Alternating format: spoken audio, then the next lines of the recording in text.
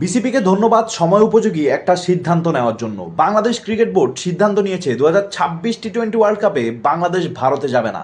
বাংলাদেশ তাদের সবকটি ম্যাচ খেলবে শ্রীলঙ্কায় এবং এটার জন্য অফিসিয়ালভাবে আইসিসিকে বিসিবি জানিয়েও দিয়েছে। গাইস, আপনারা সবাই জানেন আইপিএলে কেকেআর থেকে মুস্তাফিজুর রহমানকে কিভাবে রিলিজ করা হয়েছে এবং তারা বলতেছে আইপিএলে কেকেআর, তারা বলতেছে মুস্তাফিজুর রহমানের সেফটি ইস্যু আছে। সেই ক্ষেত্রে এটা তো স্বাভাবিক যে বাংলাদেশের পুরো স্কোয়াড ভারতে যাওয়া কোনো মতেই নিরাপদ না। এবং একটা দেশে যেখানে কিনা দুইটা দল এবং তার প্রতিবেশী সবগুলা দেশের সাথে ঝামেলা, এই দেশে নাকি আবার আইসিসি ইভেন্ট হয়। চিন্তা করেন, পাকিস্তানও যাবে না, বাংলাদেশও যাবে না, কোন দিন না আবার শ্রীলঙ্কার সাথে লাইগা যায়। 2-3 বছর পরে দেখবেন শ্রীলঙ্কা আর যাবে না সেফটি ইস্যুর কারণে।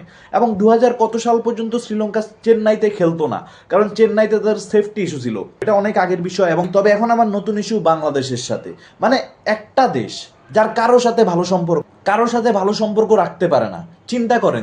আর এমন একটা দেশে আইসিসি তাদের ইভেন্ট করতেছে, লাইক সিরিয়াসলি।